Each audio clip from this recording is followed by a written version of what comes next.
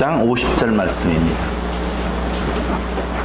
요한복음 1장 50절 말씀.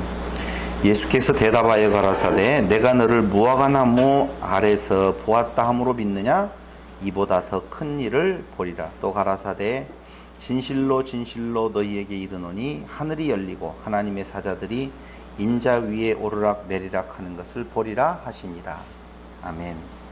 지난 시간 우리는 나다나엘을 통하여서 새로운 구속 공동체를 만들어 가시는 예수님의 모습을 다시 살펴보았습니다. 나사렛에서 무슨 선한 것이 나겠느냐라고 하는 나다나엘의 도전적인 이야기 앞에 예수님께서는 나다나엘을 보고 너를 만나기 전에 이미 알고 있었다라고 하는 표현을 통하여서 나다나엘이 그 앞에 고백하기를 당신은 하나님의 아들이시오 당신은 이스라엘의 임금이로소이다 이렇게 고백을 해요.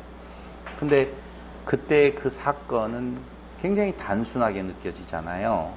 예수님께서 너를 무화과나무 아래에 있었을 때 내가 보았다 그랬거든요. 그런데 그 말을 듣자마자 당신은 하나님의 아들입니다. 조금 뭔가 좀 부족한 거, 2% 부족한 것 같아요.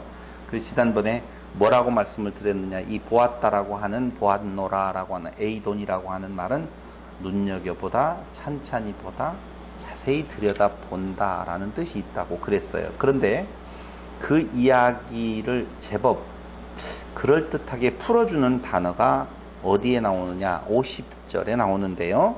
예수께서 대답하여 가라사대 내가 너를 무화과나무 아래서 보았다 함으로 믿느냐? 이보다 더 큰 일을 보리라. 이렇게 나오잖아요. 거기에 이보다라고 하는 단어가 바로 투톤이라고 하는 헬라어를 쓰는데 이런 것들이라고 하는 복수예요. 복수. 그러니까 너를 무화과나무 아래에서 보았다라고 하는 말로 함축되어져 있지만 그때의 그 나다나엘과 예수님 사이에 뭐가 있기는 있었다는 것이죠. 그 내용에 함축된 표현이 무화과나무 아래에서 너를 있었을 때 너를 보았다. 그런 의미로 표현이 된 거예요. 그때 무슨 일이 있었느냐? 신경 쓸 거 없어요. 하여튼 나다나엘과 예수님의 그런 관계에서 대화가 지금 그렇게 끝맺지는가 했는데 거기 51절에 보니까 50절에 이보다 더 큰 일을 보리라 할 때 이 큰 일도 역시 큰 일들이라고 하는 메이존, 우리가 크다 하면은 뭐예요? 메가박스 하면은 큰 영화관 그런 의미거든요. 그러니까 헬라어 메가스라고 하는 단어에서 메가라고 하는 영어가 나오게 되어지는 건데요. 큰 일이라고 하는 그 말이 메이존 복수를 썼다니까요. 메가스의 복수 형태 메이존을 써서 보다 더 큰 일들을 보리라 이렇게 나와요. 제가 왜 이 말을 굳이 말씀을 드리냐면은 그 뒤에 나오고 있는 문장에 51절에 또 가라사대 진실로 진실로 너희에게 이르노니 하늘이 열리고 하나님의 사자들이 인자 위에 오르락 내리락 하는 것을 보리라 그러잖아요. 근데 지금 무화과나무 아래에 있었던 나다나엘을 미리 본 거예요. 미리 본 거예요.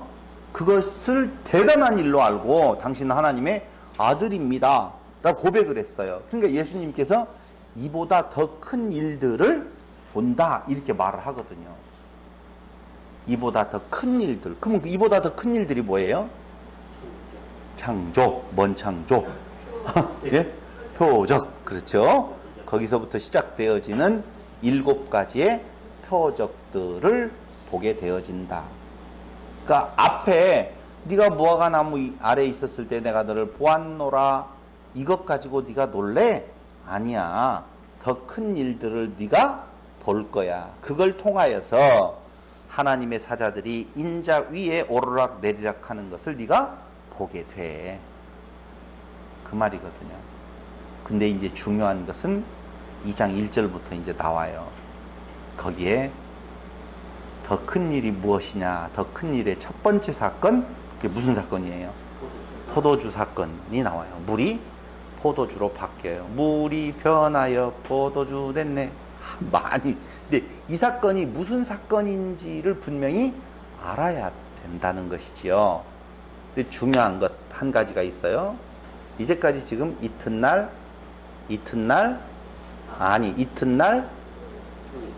또 이튿날, 그 다음에 43절에 이튿날, 그리고 사흘 되던 날, 이렇게 나오거든요.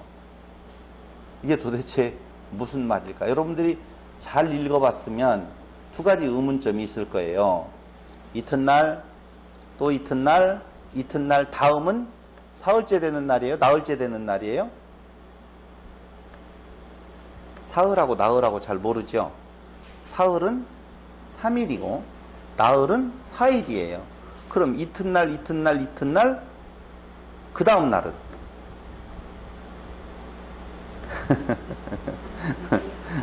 사흘째 되는 날이 맞아요? 안 맞아요? 안 맞죠? 안 맞구나. 여기에 이제 숫자의 비밀이 오늘 요한복음 2장에 참 잘 나와 있어요. 우리가 숫자에 대한 내용을 잘 기억하고 있다면 굉장히 요한복음 1장부터 2장까지에 대한 내용, 아니 끝까지 무엇인가 의미를 알고 있는 자들에게 그렇게 그 의미를 담아서 메시지를 전하고 있다는 것을 알 수가 있다니까요. 자, 첫 번째 이튿날 나오죠. 29절에. 그럼 그 이튿날은 며칠이라는 거예요? 두 번째 날이라는 거예요. 두 번째 날. 또 이튿날은 몇째 날이에요? 사흘 되던 날이에요. 그렇죠? 그리고 그 다음 이튿날 43절에는 이튿날은 나흘째 되는 날이거든요. 그러니까 43절까지를 통해서 며칠이 지난 거예요? 4일째 된 거예요. 그런데 뚝 뛰어서 2장 1절에서 갑자기 뭐라고 말하냐? 사흘 되던 날, 이렇게 말을 하거든요. 그렇죠? 우리는 여기에서 한 가지 아셔야 될 것은 4일 된 날, 이거 이후에 어떤 날이 계속되어지는 것이 아니에요. 그러니까 이 사흘 되던 날이라고 하는 말은 이 날하고 연관되어서 지금 말하는 것이 아니라 어느 날을 기점으로 해서 사흘 되던 날, 이런 말이에요. 그러니까 워드플레이예요. 이해 왔죠? 워드플레이라니까 그 기준 날이 앞에 그 이튿날하고는 상관이 없는 거예요. 그냥 그것은 4일이 지났어요, 지금. 근데 또 다른 어떤 날을 기준으로 요한이 지금 사흘 되던 날이라고 하는 것을 붙이고 있다는 거예요. 첫 번째 사건으로부터 요만큼 지났다는 말이 아니라 어쨌든 워드플레이를 통하여서 지금 몇이라고 하는 숫자를 만들어냈느냐 하면은 빨리 말을 해줘야 되죠.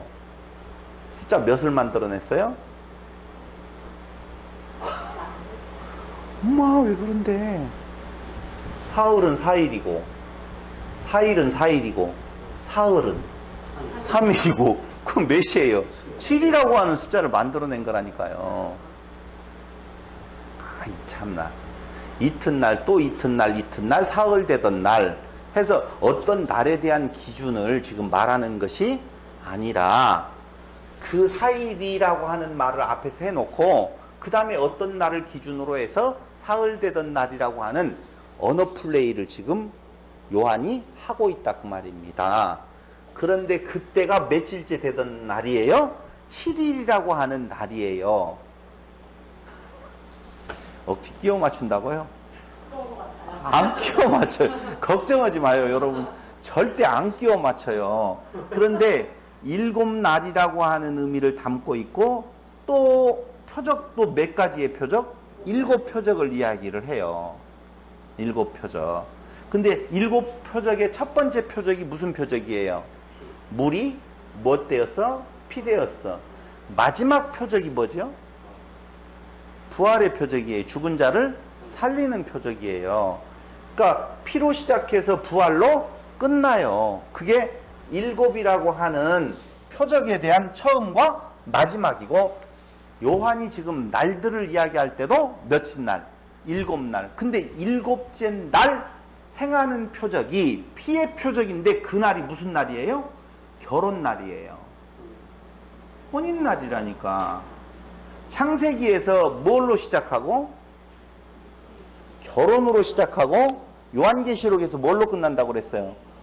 혼인잔치로 끝난다라고 그랬잖아요. 진짜 다 연관이 있다니까요. 그냥 끼워 맞추기 한 것이 절대 아니에요. 절대 아니에요. 또 설명을 분명히 해드릴게요. 아 정말 여러분들 그게 아니에요. 그럼 봐봐요. 요 날에 지금 51절로 다시 가봐요. 51절 또 가라사대 진실로 진실로 너희에게 이르노니 하늘이 열리고 하나님의 사자들이 인자에 오르락내리락 하는 것을 보리라. 뭐가 떠오른다고 지난주에? 야곱의 사건이 떠오른다고 그랬어요. 야곱이 에서를 피해서 도망갈 때에 베델에서 천사가 사닥다리가 내려와서 오르락내리락 하는 거 기억나지요? 그리고 그 떠나는 시점 창세기 28장 10절로 22절에 보면 그 지금 삼촌 집으로 가면서 광야에서 그게 어디에 베델에서 사닥다리가 내려와서 오르락내리락 하는 것을 보았어요. 한번 볼까요? 창세기 28장 10절로 22절. 억지로 끼워 맞춘다고 생각이 들어가는구나. 아니에요. 분명히 의미가 있게 성경에서 말을 할 때는요 분명히 의미가 있게 말을 해요. 28장 10절로 22절 보면 야곱이 부엘세바에서 떠나 하란으로 향하여 가더니 한 곳에 쭉 베개하고 거기 누워 자더니 꿈에 본즉 사닥다리가 땅 위에 섰는데 그 꼭대기가 하늘에 닿았고 또 본즉 하나님의 사자가 그 위에서 오르락 내리락하고 또 본즉 여호와께서 그 위에 서서 가라사대 나는 여호와니 너의 조부 아브라함의 하나님이요 이삭의 하나님이라 너 누운 땅을 내가 너와 내 자손에게 주리라 하면서 복을 약속하지요. 그러죠? 그러면서 16절에 보니까 야곱이 잠이 깨어 이가로되 여호와께서 과연 여기 계시거늘 내가 알지 못하였도다. 여기는 어디예요? 하나님의 전이요 이는 하나님의 문이로다 라고 이름하여 무엇라고 그랬어요? 베델이라 이렇게 이야기를 하고 있다 그 말입니다. 자, 약속을 받았어요. 그리고 어디로 가요? 삼촌 집으로 가죠. 라반의 집으로 간단 말입니다. 근데 갔다가 거기에서 얼마 동안 있는 동안에 라반의 집에서 뭐가 형성이 되어지느냐 하면은 이스라엘의 기초가 될 아들들이 태어나거든요. 맞아요. 이제 그러니까 약속하고 그 약속의 터전이 어디에서요?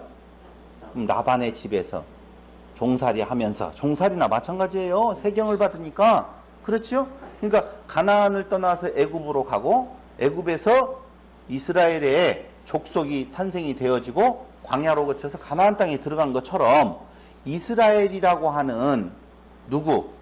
야곱이라고 하는 족속이 지금 어디를 떠나서 에서의 집을 떠나서 어디로요? 삼촌 집에 가서 종살이 하다가 이스라엘의 12아들이라고 하는 것이 형성이 되어질 시기에 다시 어디로 와요? 돌아와요. 돌아오면서 분이엘 사건이 일어나거든요. 그건 뭐예요? 에서를 만나기 직전에 바로 야곱이 그 광야에서 하나님 앞에 어떻게 해요? 기도를 드리는 장면. 거기가 어디냐면은 창세기 32장 13절로 32절. 바로 뒤에 나와요. 32장 13절. 야곱이 거기서 경야하고 그 소유 중에서 형 에서를 위하여 예물을 택하니 암염소 200이여 쭉 나오죠. 쭉 나와요. 예물을 쭉 하고 22절.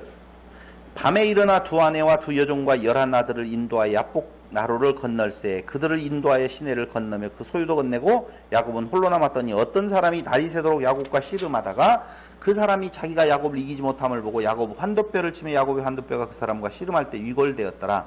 그 사람이 가로되 날이 새려하니 나로 가게 하라. 야곱이 가로되 당신이 내게 축복하지 아니하면 가게 하지 아니하겠나이다. 그 사람이 그에게 이르되 내 이름이 무엇이냐? 그가 가로되 야곱이니이다. 그 사람이 가로되 내 이름을 다시는 야곱이라 부를 것이 아니요 무엇? 이스라엘이라 부를 것이니 이는 네가 하나님과 사람으로 더불어 이기었음이니라. 야곱이 청하여 가로되 당신의 이름을 고하소서라고 쭉 나오는데 31절 그가 분이엘을 지날 때에 해가 돋았고 분이엘 30절 그러므로 야곱이 그곳 이름을 분이엘이라 분이엘 하나님의 얼굴을 하였으니 그가 이르기를 내가 하나님과 대면하여 보았으나 내 생명이 보존되었다 함이더라. 자, 누구를 대면하여 보았다고 말하면 하나님을 대면하여 보았다. 하나님을 대면하여 볼 수 있는 때는 언제였어요? 에덴 동산에서였어요. 그런데 타락한 후에 하나님을 볼 수가 없게 되었어요. 그런데 희한한 사건이 하나 벌어졌는데 야곱이 보아서는 안 될 하나님을 보았어요. 그래서 그곳 이름을 무엇이라고 말했다? 분이엘이라 라고 말했다 그 말입니다. 그러니까 하늘이 열리고 이건 분명히 성막 이야기 할 때도 말씀을 드렸지만 그 야곱에게 나타난 그 사건은 성막 사건으로 보면 된다고 그랬어요. 이제 그거 이야기 하려고 하는 것은 아니니까 어쨌든 지성소에 계시는 하나님이 어느 쪽으로? 성소로 열리고 무엇이 열렸다는 거예요? 휘장이 열리고 그걸 보게 되었어. 그런데 죽었어 안 죽었어? 안 죽었단 말이에요. 근데 그 모습이 어디로 지금 투영이 되어졌냐 하면은 예수님의 나다나엘을 만나는 사건하고 지금 투영이 되어져 있다 그 말입니다. 30절 보세요. 하늘이 열리고 거기 나오잖아요. 하늘이 열리고 그게 바로 거기 야곱이 그 분이엘에서의 하늘이 열리고 하나님을 대면하여 본 거하고 똑같다 그 말입니다. 이것은 다른 말로 이야기하면 에덴의 회복, 하나님을 에덴에서 직접 대면하여 보았는데 야곱이 하나님을 대면하여 보았다라고 하는 말은 무엇이에요? 에덴에서 무엇을 약속했어요? 하나님의 나라를 약속했잖아요. 그렇죠? 상실이 되어졌어요. 그런데 그 하나님의 나라의 모형이 야곱을 통하여서 이스라엘이 생겨나면서 이루어진단 말입니다. 모형적으로. 그러려고 보면 하나님을 어떻게 해요? 대면하여 본 것이요. 그게 결국은 신령한 에덴의 회복은 누구를 통하여서? 둘째 아담 예수를 통하여서 이루어지는 것인데 하늘이 열리고 그 하나님 대신 하나님의 아들이 어떻게 해요? 본다 나를 본 자 누구를 보았다? 아버지를 보았다라고 이야기를 하거든요. 열리고 무엇하리라? 보리라. 그러니까 열리고 그 다음에 보리라. 무엇을 통하여서? 7가지의 표적을 통하여서 누구를 대면하여 보아요? 나를 본 자는 아버지를 보는 거거든요. 아버지를 보는 거예요. 에베소서 1장 10절. 하늘에 있는 것이나 땅에 있는 것이 다 그리스도 안에서 통일되게 하려 하심이라. 그러니까 나를 보았다라고 하는 말은 나와 하나가 되어진다라고 하는 거하고 똑같은 말이에요. 통합의 의미. 말을 하자면 너와 내가 하나님과 내가 분리되어 있어서 내가 하나님 앞에 무엇인가를 하면 이게 뭐라고 그랬어요? 저주라고 그랬죠? 저주라고 그랬어요. 내가 무엇인가 율법의 조항을 가지고 하나님 앞에 무엇인가 열심을 낸다. 저주라니까요. 그게 아니에요. 섬기는 것이 아니라니까. 하나님 됨, 신됨이라고 그랬잖아요. 그러니까 하나님을 보았는데 안 죽었어. 하나라는 말이에요. 그게. 그러니까 그리스도 안에서 보리라 하는데 안 죽어요. 그게 그리스도 안에서 내가 뭘로 돼요? 하나 되어지고 아버지와 하나 되어지는 것을 말하는 거라 그 말입니다.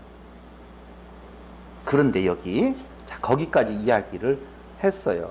근데 그 사건이 있은 뒤에 사흘 되던 날, 이 말은 7일이에요. 사흘 되던 날에 무슨 일이 생겨났느냐 하면은 혼인잔치가 있었어요. 어디에? 가나에. 근데 예수는 어디 사람? 나사렛 사람이에요. 그러니까 나사렛에서 가나까지 지금 간 거예요. 왜 갔어요? 아마도 친척 중에 누군가가 결혼이 있었던 것 같아요. 예수님의 어머니인 마리아가 예수와 그 식구들을 데리고 그 혼인잔치에 갑니다. 봐봐요. 3절 포도주가 모자란지라 예수의 어머니가 예수에게 이르되 저희에게 포도주가 없다 하니 저희에게 라고 그랬어요. 그 말은 마리아가 베푼 잔치가 아니라 마리아는 지금 누구로? 손님으로 그의 아들들하고 같이 참여했는데 그 잔치집 저희에게서 뭐가 떨어졌다? 포도주가 떨어졌다. 지금 그 말이에요. 근데 여기 우리 알아야 될 것은 뭐냐면요. 잔치집의 포도주는 무엇을 상징하는 건가? 기쁨을 상징해요. 희락, 기쁨을 상징하거든요. 그러니까 그 잔치집의 기쁨이 사라졌어요. 포도주가 떨어졌다는 말은. 근데 그 사라진 곳에, 기쁨이 사라진 곳에 무엇을 주느냐? 기쁨을 주는 거예요. 여기까지는 그냥 그렇게 그냥 해석을 해도 되는데 문제는 어디가 있느냐라고 하면 갈릴리 가나에 혼인이 있어 예수의 어머니도 거기 계시고 예수와 그 제자들도 혼인의 청함을 받았더니 포도주가 모자란지라 예수의 어머니가 예수에게 이르되 저희에게 포도주가 없다 이렇게 말을 했어요. 이 말은 뭔 말이에요?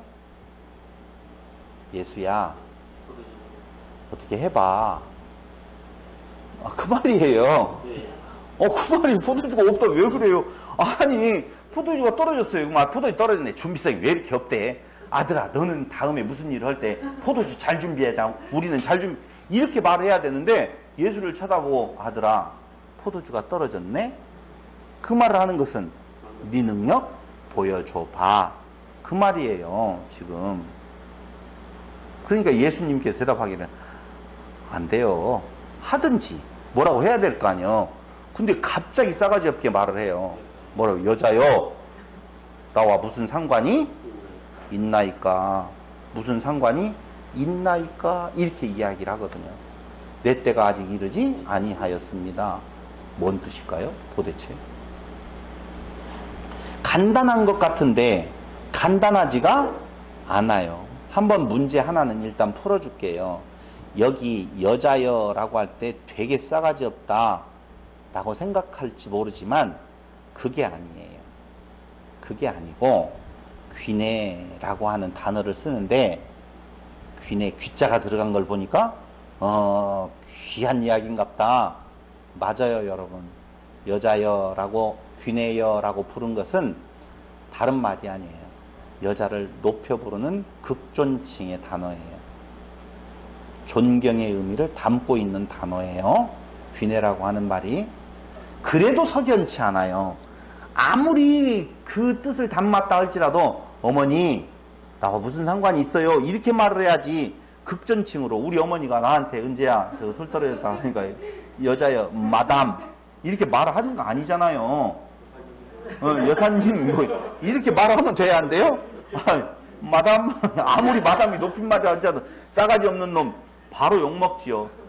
귀내라고 하는 단어가 극존칭의 단어이지만 부모 자식 간에는 쓰어서는 안 되는 것 같은 느낌이 들어가요. 그런데 그 단어를 써요. 그래서 두 가지의 의미는 있다고 그랬잖아요. 하나는 귀내 결코 싸가지 없는 여자야 이런 말이 아니라 극존칭의 단어는 썼어요.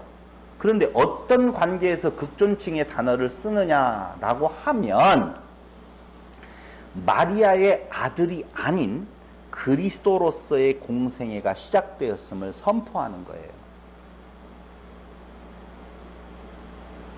귀내여라고 하는 말은 지금 마리아의 아들로서 공생애의 출발을 시작했잖아요. 여자의 몸을 입고 나서 예수님의 사생애는 없어요. 이 사생애와 공생애를 자꾸 나누어요. 30살부터 공생애, 그전 사생애로 보는데 모두 다가 다 하나님의 뜻을 이루는 공생애인데, 공적 인생인데 그것을 굳이 말을 한다라고 보면 공생애의 준비, 공생애의 시작 이렇게. 그러니까 공생애의 준비 기간에 마리아의 아들로 있었던 그 존재가 이제 가나의 혼인잔치를 통하여서 무엇한다는 거예요? 이미 가나 혼인잔치 있기 전에 누구하고의 관계, 세례 요한하고 관계에 있어서 공생애를 무엇했어요? 시작했어요. 근데 그 공생애에 시작된 그자의 입장에서, 그분의 입장에서, 하나님의 아들의 입장에서 그 여자는 뭐예요? 어머니라는 내용이 아니에요. 그래서 어머니와 아들로서의 문제가 아니에요. 왜? 물을 포도주로 바꾸게 하는 것은 사적인 일이 아니라니까. 지금 당신이 그리스도 하나님의 아들 되심을 드러내는 표적이에요. 세메이온이라고 하는 이 표적이라고 하는 말은 표지판이라는 말이거든요. 불교의 용어에 그런 거 있어요. 손가락으로 달을 가리키는데 사람들은 달을 보지 아니하고 뭘 보더라? 손가락을 보더라 라고 하는 부분이거든요. 그러니까 세메이온이라고 하는 표지판은 안내판인데, 그 안내판 자체의 의미가 있는 줄 알고 그게 홈박 빠져버리는 것이 오늘날의 교인, 그때 당시에 사람들의 모습이 있었다 그 말이죠. 그러니까 표적이 일어나는 그 표적은 아무것도 아니에요. 지금도 그 표적을 따라 행하겠다라고 하는 것은 정말 어리석은 행동이라니까. 그 표적의 목적과 의미는 그 표적을 하시는 일을, 표적을 행하시는 분이 하나님의 아들이라고 하는 분명한 목적지가 있다니까. 그 목적을 달성하기 위해서 그 표지판을 세워놓은 건데, 그 표지판을 붙잡고 나도 그걸 하겠다라고 하니 얼마나 웃겨요. 그러면 지가 뭐예요? 하나님의 아들이게? 말이 안 된다는 거지. 근데 바로 그리스도의 공생애가 이제 무엇이다고요? 시작되었음을 알리는, 선포하는 의미로서의 귀내여, 여자여 라고 부르는 거예요. 이해됐죠? 됐어요. 거기 한 문제는 해결이 됐어요. 그래서 여자여, 내가 나와 무슨 상관이 있나이까 라고 이야기해요. 그러니까 나와 무슨 상관이 있나이까 이 말도 잘 보세요. 마리아의 입장에서는 아들이 보통 사람이 아니에요. 지금 뭔가. 그러니까 아들이 보통 사람이 아니니 이때에, 이 기회에 너를 좀 어떻게 하라? 드러내라 라고 요청을 하는 거거든요. 근데 예수님께서 그 요청을 들어줘요, 안 들어줘요? 들어줘요. 들어줘요, 안 들어줘요? 안 들어줘요. 들어준다, 안 들어준다가 맞다니까요. 하나 더 헷갈리게 하는 것을 여러분들하고 같이 공유하도록 하겠습니다. 요한복음 7장 2절로 10절.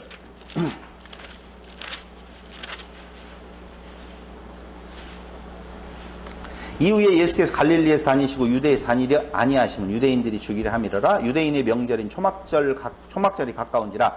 그 형제들이, 형제들이 예수께 이르되 당신의 행하는 일을 제자들도 보게 여기를 떠나 유대로 가소서. 유대로 가요. 당신이 행하는 일을 누구도 보도록, 제자들도 보도록. 당신이 메시아야? 당신이 대단. 형제들이 하는 이야기예요. 그럼 다들 앞에서 어떻게 해요? 당신의 능력을 보여주어. 이렇게 지금 요구하고 있는 거예요. 비웃는 거예요. 진정인 거예요. 비웃는 거예요. 형제들이. 그 형제들이 예수께 그러게 스스로 나타나기를 구하면서 묻혀서 일하는 사람이 있다 없다? 없다. 아니 나타나기를 원하는데 어떻게 묻혀서 속으로 뒤에서 일을 하겠느냐. 나타나기를 원한다면 어떻게 해요? 막 동네방네에 떠들어야 될 거 아니요. 근데 어떻게 방한통수같이 꼭 여기에서만 이러고 있느냐. 네가 진짜 하나님의 아들이고 우리하고 달라? 그럼 너 나가서 좀 유대까지 가가지고 거기에서 한번 저질러봐. 지금 그 말이거든요. 비웃는 거예요. 그러니까 묻혀서 일하는 사람이 없나니 이 일을 행하려 하거든 자신을 세상에 나타내소서 하니 이는 거기 나오네. 그 형제들이라도 예수를 믿지 아니함이러라. 예수께서 가라사대 내 때는 아직 이르지 아니하였거니와. 여기도 또 뭘 말하고 있어요? 때를 말하고 있어요. 요한복음 2장에서도 뭐라고 그랬어요? 내 때가 이르지 아니했다고 말을 했어요. 때를 말하고 있어요. 이르지 아니하였거니와 너희 때는 늘 준비되어 있느니라. 세상이 너희를 미워하지 못하되 나를 미워하나니 이는 내가 세상에 행사를 악하다 증거함이라. 근데 중요한 말이 있어요. 너희는 명절에 올라가라다는 내 때가 아직 차지 못하였으니 이 명절에 아직 올라가지 아니하노라. 이 말씀을 하시고 갈릴리에 머물러 계시니라. 10절 시작. 그 형제들이 명절에 올라간 후 자기도 올라가시되 나타내지 않고 비밀히 하시니라. 올라갔어요? 안 올라갔어요? 올라갔어요. 포도주 만들어 달라고 하니까 나하고 무슨 상관이 있습니까? 해놓고 만들어주세요? 안 만들어주세요? 만들어줬어요. 이게 뭐예요? 역설이네. 안 돼. No. 거절했어요. 그런데 그 뒤에 그 일을 행하셔요. 똑같아요. 지금 형제들이나 엄마의 입장에서 말하는 것은 좀 다른 감정은 있어요. 형제들은 비웃는 의미에서 그랬고, 엄마의 입장에서는 지금 보여주세요. 보여줘라, 아들아. 내 아들이 좀 그걸 보여줬으면 좋겠어. 의미는 달라도, 아니, 그 상황은, 마음가짐은 달라도 상황은 똑같은 거예요. 둘 다 처음에는 뭐라고 말해요? No. 라고 말하는데 그 뒤에 가서는 올라가고 물로 포도주를 만들어요. 이게 바로 무슨 말이냐 라고 하면은요, 너희의 요구가 아닌 내 일을 하신다 그 말이에요. 그러니까 예수님께서 이 땅에 오셔서 하시는 일은 그 표집한 일을 하려고 하는 것이 아니에요. 그럼 뭐예요? 표집한 일이 아니면 다른 거 아니에요. 당신이 누구인 건가를 드러내는 일이란 말입니다. 그 당신이 누구인 건가를 드러내는 일이 바로 당신이 하실 일이라 그 말입니다. 근데요, 진짜 재미난 사건이 또 나오네요. 그 사건이 뭐냐면, 예수님께서 40일 금식하신 후에 성령에 이끌려 마귀에게 시험을 받잖아요. 그죠? 근데 그 마귀가 뭐라고 시험을 하고 있느냐 하면은, 한마디로 말하면 너의 힘을 보여줘봐 그 말이거든요. 네 능력을 보여줘봐. 그래야지 너를 메시아로 믿을 거 아니야. 그렇게 요청을 하거든요. 예수님께서 뭐라고 그래요? No! 거기서도 노예요. No! 그래요. 맞잖아요. 마리아의 요구에 No. 형제들의 요구에 No. 마귀의 요구에 No. 그러니까 세상 사람들은 예수를 바라볼 때에 자기들의 요구, 자기들의 소요, 자기들의 희망이 있어요. 그를 통하여서 내가 풍요롭게 되기를, 내 문제가 해결되어지기를 바라고 예수 앞에 접근해 간다니까. 예수를 통해서 자기의 높아짐을 꾀하려고 간다니까요. 그게 바로 뭐라고요? 마귀라 그 말이에요. 베드로가 그러지 마시옵소서. 그러니까 예수님께 뭐라고 그래요? 사단아 물러가라. 마귀가 밖에 있는 것이 아니라 네 안에 있다니까요. 우리가 예수를 향하여서 나의 요구를 충족시킬 대상으로 보면 그게 뭐예요? 마귀짓이라니까. 그런 곳에 예수님께서 예스 안 한다니까. 뭐라고 말해요? No. 그러니 뭘 구하면 들어주신다고요? 아니라니까요. 뭘 구해. 마귀짓을 하고 있는데. 이루어지면 누가 이렇게 이루어준 거예요? 마귀가 이루어진 거라니까. 그것 먹고 떨어지라고. 그것 먹고 예수에게서 떨어져. 너는 아주. 그게 마귀의 일이라니까요. 그러니 그 일을 그렇게 기도해서 얻으라고 하는 것은 얼마나 무서운 일인지 몰라요. 강단에서 그것을 기도하라 그러면 하나님께서 들어주실 것이다. 안 된다니까. 그의 어머니가, 그의 형제들이 요구했던 것에 뭐라고 말한다고요? 노라고 말해요. 그런데 예수님께서 그 일을 행하셔요. 그건 뭐예요? 내 일, 아버지의 일, 내가 누구라고 하는 거, 하나님의 아들 그리스도라고 하는 것을 드러내는 거예요. 그러니까 그런 표적을 아니 보고도 무엇을 하면 하나님의 아들로 그리스도로 인정되어지는 그것이 무엇한 거예요? 복된 거예요. 근데 그 표적을 행하는 것을 보고 믿었었을 경우에 자칫 잘못하면 그 표적 자체가 자기의 목적이 되어져 버릴 수 있으니 그게 악한 거예요. 그게 무서운 거라고. 이루어지는 것이 복이 아니에요. 우리의 육체의 소욕의 기도가 복이 이루어지는 것 복이 아니고 그의 나라와 그의 의를 구하는 것 그게 당연히 이루어지지 말라고 해도 그건 어떻게 해요?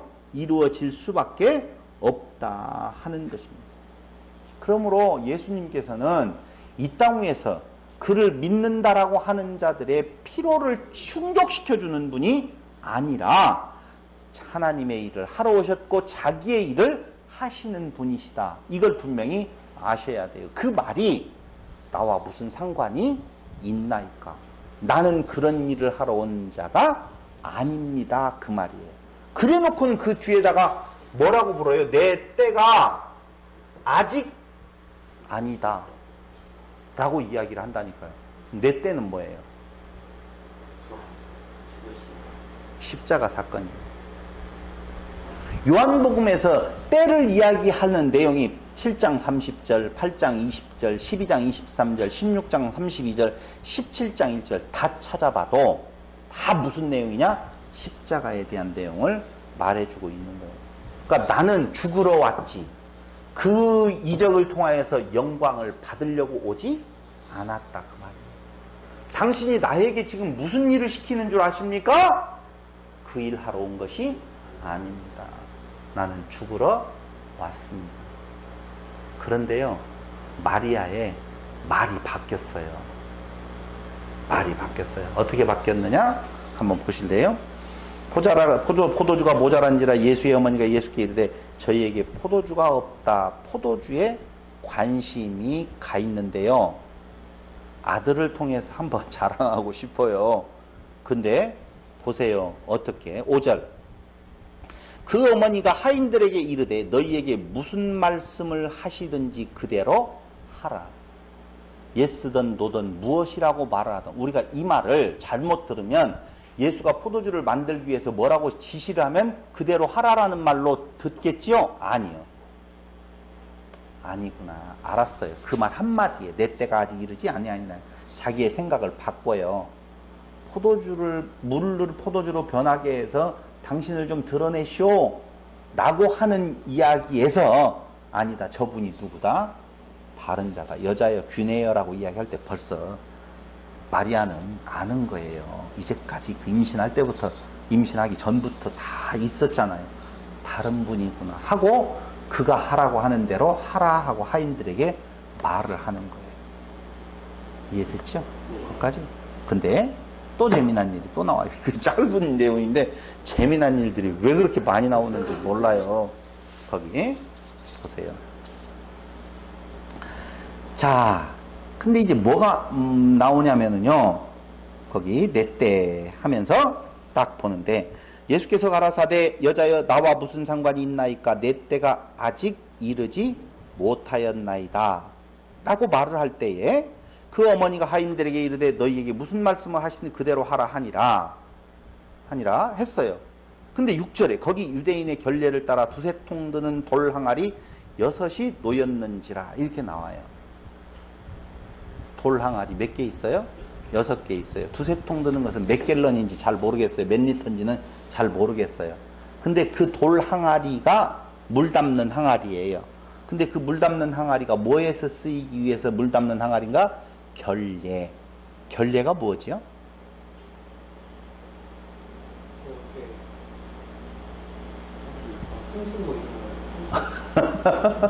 그러니까 우리가 공부를 많이 했다라고 해놓고도 제대로 지금 보지도 않고 있었다는 것이죠. 아니 뭐 책망은 안 할게요. 뭐 어쩔 수 없죠. 뭐. 결례를 따른다라고 하는 말은 성경에 나오는 율법은 아니에요. 장로들의 유전이에요. 장로들의 유전을 따라서 그 유대인들이 각 집집마다 돌 항아리를 놓고 있었어요. 몇 개가 있어? 몇 개씩 놓아야 돼요? 아니, 꼭 그러지는 않아요. 그런데 또 한 번 사도 요한은 이때 항아리가 마침 6개 있다라고 말을 하고 있어요. 근데 이 결례는 뭐냐면요. 우리가 너무너무 잘 알다시피 그 결례의 모습을 한 번만 보여드릴게요. 마가복음 7장 3절로 4절. 그 결례가 무엇인지. 여러분들, 맞아, 이거 알아. 그렇게 금방 말을 할 거예요. 마가복음 7장 3절로 4절. 바리새인들과 1절에 보니 또 서기관 중 몇이 예루살렘에 와서 예수께 모였다가 그의 제자 중 몇 사람은 부정한 곧 씻지 아니한 손으로 떡 먹는 것을 보았더라. 뭔지 알겠죠? 바리새인들과 모든 유대인들이 장로들의 유전을 지켜 손을 부지런히 씻지 않으면 먹지 아니하며 또 시장에서 돌아와서는 물을 뿌리지 않으면 먹지 아니하며 그 외에도 여러 가지를 지켜오는 것이 있으니 잔과 주발과 녹그릇을 씻음이러라. 이에 바리새인들과 서기관들이 예수께 묻되 어찌하여 당신의 제자들은 장로들의 유전을 준행치 아니하고 부정한 손으로 떡을 먹나이까. 이제 알겠죠? 여러 가지 용도를 써요. 손, 발, 그릇을 씻어야 돼요. 그게 장로들의 유전. 그게 뭐라고요? 방금 이야기한 걸로 보면 결례라 그 말입니다. 결례를 따라. 자, 뭐가 좀 이상해요 여기에? 좀 봤잖아요. 결례를 따라 두세 통 드는 돌 항아리 6이 놓였는데 예수께서 저희에게 이르시되 항아리에 물을 채우라 하신즉 아구까지 채우니. 자, 여기까지 해서 이상한 구절 있어요 없어요? 있어요. 6, 그건 이상하다라고 말하지 말고 뭐가 이상하냐 하면은요, 장로들의 유전 결례는요, 그들이 율법보다도 더 철저히 율법을 지킨다라고 하는 의미에서 항상 시행했던 거예요. 그걸 가지고 예수와 예수의 제자들을 책잡잖아요. 마가복음 7장에서 잡았죠. 그렇다라고 보면 손 씻어, 발 씻어, 그릇 씻으려고 보면 물이 어떻게 있어야 돼요? 항상 가득가득 있어야 돼요. 있어야 된다니까. 근데 있었어 없었어? 없었어요. 있었으면 채우라고 할 것이 없지요. 없었다니까. 다시 말씀드리면 이 결례는요, 청결하게 닦는 예식인데 그게 비어있어요. 그러니까 너희가 속은 더럽게 하는데 겉에만 지금 회칠한 무덤과 같이 흉내낼 뿐이거든요. 흉내낼 뿐이에요. 형식주의에 빠져있는 유대인들을 참 기쁨을 상실한 잔치집으로 비유하고 있는 거예요. 자, 다시 한번요. 저를 보시고요. 형식이 있어요. 그 형식은 이행하지 않아요. 우리가 알잖아요. 하나님께 고르반 드림이 되었다 하면 부모 공경 안 하고 그걸 지가 써도 상관이 없는 거 아니에요. 그러니까 장로들의 유전, 결례를 가지고 자기의 육체의 안위를 위하여서 써버리고 자기를 드러내는 것 모습으로만 사용하고 있지 실질적으로는 텅텅 비어 있어요. 그러니 진정한 기쁨이 그 안에 있다 없다? 없다 하는 것을 지금 비유로 말하는 거라니까요. 제가 이해되죠? 이해 안 되면 안 돼요. 진짜 그렇다니까요. 근데 그곳에 비어 있어요. 그런데 그게 몇 항아리냐 하면은 6 항아리예요. 6 항아리. 6은 무엇을 뜻한다고요? 짐승. 하나 부족함 그 말이거든요. 그러니까 6이 있어요. 그런데 그것조차도 무엇 했어요? 비어 있어요. 그러니 거짓으로 가득된 그들을 향하여서 뭐라고 말을 해요? 독사의 자식이라고 이야기를 하잖아요. 맞죠? 우리의 시각이 떨어진 포도주인가 예수를 보고 있는가라고 하는 주제를 예수님의 제자 마리아가 포도주가 떨어졌습니다. 예수께서 행하시는 대로 행하라 라고 한 뒤에 지금 보여주고 있는 내용은 노했는데 예수는 오히려 그 항아리, 결례를 따라 있는 그 항아리를 보시고 비어 있어요. 그러니 거기에다 어떻게 하라? 채워라 지금 이야기를 해요. 그럼 채우면 6 항아리를 채우면 뭔가 또 부족하잖아요. 그렇죠? 뭘로 채워야 돼요? 7으로 채워야 될 거 아니에요. 아까 7 표적, 7 항아리, 7날 다 지금 같은 날이에요. 그날이 무슨 날이에요? 안식의 날, 기쁨의 날 다 통과가 되어지는 거거든요. 근데 한 번만 더 찾아볼까요? 누가복음 22장 20절.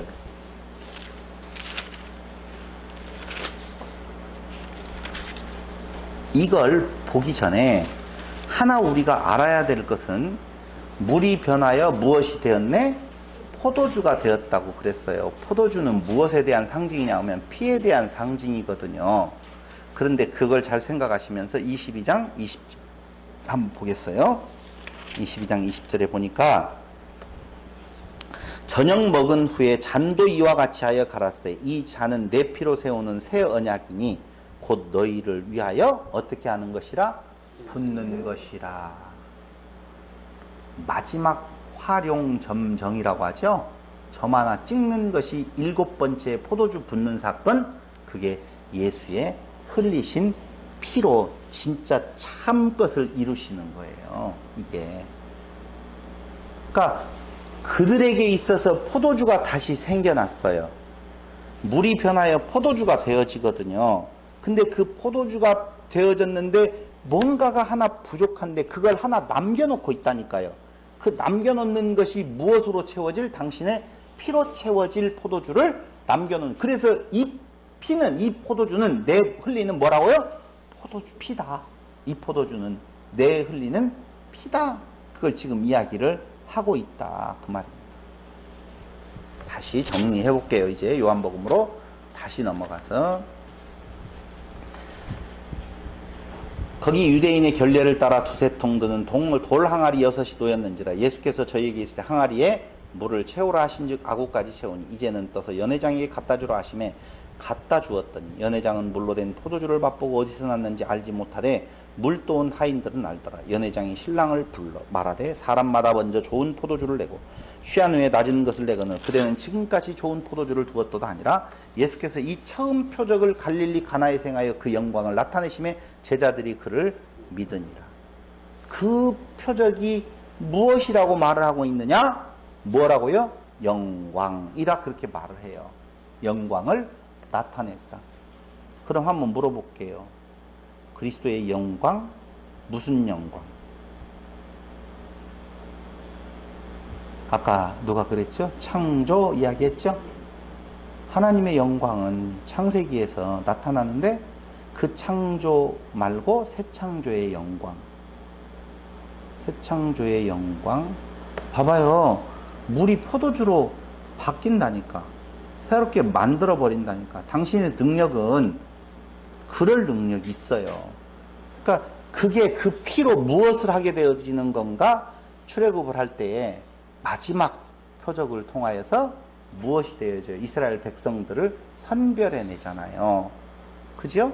그 피를 통하여서 새로운 공동체를 창조해내는. 그게 진짜 무슨 창조라고 써요? 새 창조다. 그 영광이 나타났다라고 하는 내용이에요. 거기에다가 그 부분은 무엇로 통일되어지느냐? 7째 날에 뭐? 안식. 안식에는 뭐가 있어요? 기쁨, 쉼, 평안이 있단 말이에요. 그래서 그 포도주가 채워짐으로 있어질, 아까 포도주가 떨어졌다는 말은 뭐가 떨어졌다는 거예요? 기쁨이 없어졌다 그 말이거든요. 그래서 새 창조의 영광이 무엇이 충만한 것으로? 기쁨이 충만한 것으로. 그래서 사흘째 되던 날, 안식일 날 당신의 백성들이 완전히 새로운 공동체로 이루어질 것을 지금 시작하고 보여주는 의미에서 이튿날 또 이튿날 이튿날 사흘 되던 날 이렇게 지금 워드플레이 만들어가고 있는 거예요. 그래서 오늘은 뭐예요? 일곱이에요. 7날 6 항아리에 하나를 남겨두는 거. 그 다음에 또 다시 뭐가 나왔어요? 7. 뭐가 나왔죠? 내가 이야기를 해놓고도 까먹었어.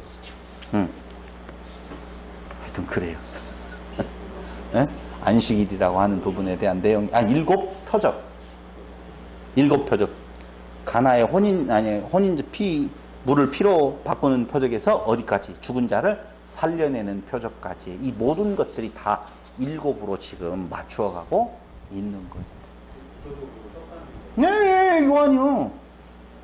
아니요, 그건 여러분들 제가 이야기하잖아요. 책을 쓸 때에는 굉장히 많은 생각을 한다고요.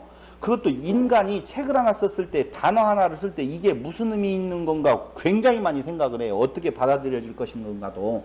근데 그걸 누가 주관을 하고 계시냐? 성령께서 주관하고 계실 때에 왜 7 표적이고 왜 7이라고 하는 부분에 7날을 맞추는 건가? 아무 의미 없거든요. 이튿날, 또 이튿날, 사흘 되던 날. 사흘 되던 날은 기준도 없어요. 어느 때부터 뭔 날을 기준으로 해서 기준되는 날은 아무런 내용이 없이 뭐 중요 사건도 없어. 그냥 사흘 되던 날이라고 턱 그냥 이야기한다 그 말이에요. 미쳤어요 갑자기 사흘 되던 날이라고. 이게 책을 쓰는 사람들, 조금 생각이 있다는 사람들은 이게 굉장한 고도의 언어 플레이인 줄을 알아요. 아무 생각 없이 읽는 우리들이나 그냥 이튿날, 또 이튿날, 다른 이튿날, 사흘째 되던 날, 사흘이 뭐 왜 사흘이 되는 날 있는 건가? 여러분들이 다 가서 봐봐요. 요한계시록을 푸는 거의 모든 주석서들을 보면 이거 다 빼놨어요. 이튿날 빼놓고 사흘 되던 날도 다 빼놨다니까. 왜? 해석이 안 돼. 근데 쓸데없는 이 중요한 성경책에다가 쓸데없는 말을 계속 반복해서 이렇게까지 써요? 안 써요. 의미가 다 있다는 거예요. 그걸 강조하는 것이 중요한 것은 아니에요. 그건 그 안에 숨겨놓은 어떤 뜻. 그러나 이스라엘 백성들은 그 숨겨놓은 뜻에 대해서 그렇게 복잡스럽게 어렵게 안 알아들어요. 알아들을 수 있는 사람은 알아들을 수밖에 없도록 그렇게 만들어 놓았다라고 하는 것입니다. 진짜 기쁨은요, 마지막 보혈이 뿌려질 때에 오는 기쁨이 가장 큰 기쁨이라고 하는 사실을 우리는 아셔야 돼요. 그러니까 그 보혈의 피가 뿌려졌어요? 뿌려질 거예요? 뿌려졌죠? 하나님의 나라는 올 거예요? 왔어요? 근데 왠지 이원론적인 사고가 우리 머릿속에 있어요. 그래서 지금 보이는 세상은 나쁜 거고 악한 거고 보이지 않는 저 이데아 세계는 좋은 거고 선한 거고. 그러니까 천국을 가는 게 좋아요? 천국이 오는 게 좋아요? 가는 게 좋다고 머릿속에 다 생각을 해요. 여기를 떠나서 천국을 갔으면 좋겠다고 생각해요. 지금 천국을 누리십시오 하면 왠지 이게 싫은 거야.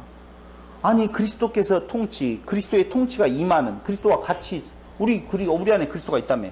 그러면 그리스도 계신 곳이 통치자로서의 천국 아니냐 이거예요. 그럼 이것이 천국이라고 하고 살아가면 되잖아요. 오늘을 천국으로 살면 되잖아요. 천년왕국은 올 거예요? 왔어요? 지금이에요? 근데 천년왕국이 왜 이래? 라고 생각 들어가셔요? 그럴 수도 있다니까요. 그래서 예수의 어머니나 예수의 형제들이나 모든 사람들은 보여줘 봐라 그 말이에요. 그래서 나를 드러내요. 그게 바로 누구의 장난이라고요? 사단의 장난이라니까요. 우리 안에 이미 사단이 역사하고 있다니까요. 그게 가장 큰 역사가 바로 아담, 에덴에서 있었잖아요. 그 다음에 어디에서 있었어요? 예수 안에서도 있었잖아요. 어디 안에도 있어요? 우리 안에도 있어요. 무엇라고요? 너 드러내 봐라 그 말이에요. 666 옛뱀, 사단, 용, 뱀이 뭐냐? 우리가 뱀이에요. 우리 안에 이미 뱀이 무엇하고 있어요? 또아리를 틀고 있어. 높아져라, 높아져라. 너밖에 없다. 너를 드러내라. 네가 하나님의 아들이라고 보면 네가 하나님이라며. 보여줘봐. 내려와봐. 다 그거예요. 근데 그 말에 속는 것은 누구예요? 아담이.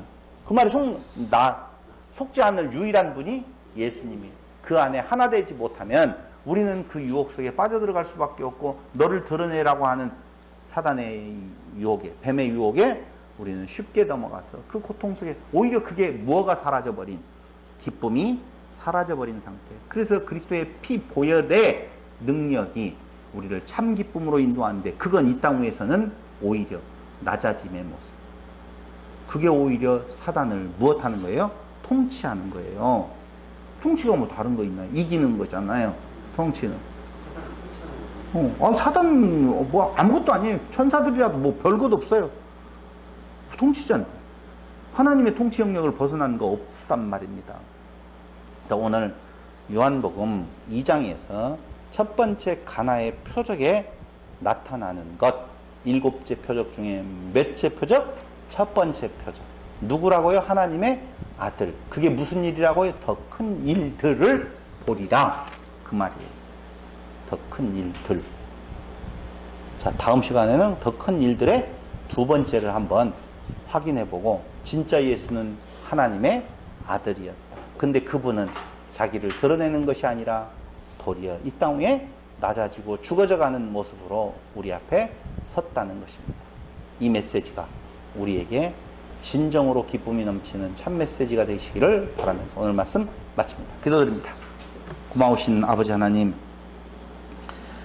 우리의 형식주의, 자기를 드러내려고 하는 사단의 유혹 가운데에서 이기지 못하고 쓰러지고 넘어질 때에 오늘 예수님께서 그 앞에 당당히 그 사단의 괴계를 이기고 우리를 당신의 품에 안아주어서 하나님의 아들로 하나님으로 살아가게 하신 은혜를 진실로 감사드립니다. 세상은 그 요구하는 바가 높아져라, 높아져라, 너를 드러내라, 드러내라 하는 유혹으로 가득 차 있습니다. 이 유혹을 넉넉히 이길 수 있는 유일하신 예수 그리스도 안에서 진정으로 그의 보혈이 우리에게 넘쳐나서 참 기쁨이 넘치는 성도로서의 삶을 살아가는 평안교회 성도들이 되게 하여 주시기를 예수님의 이름으로 기도드립니다. 아멘. 찬송가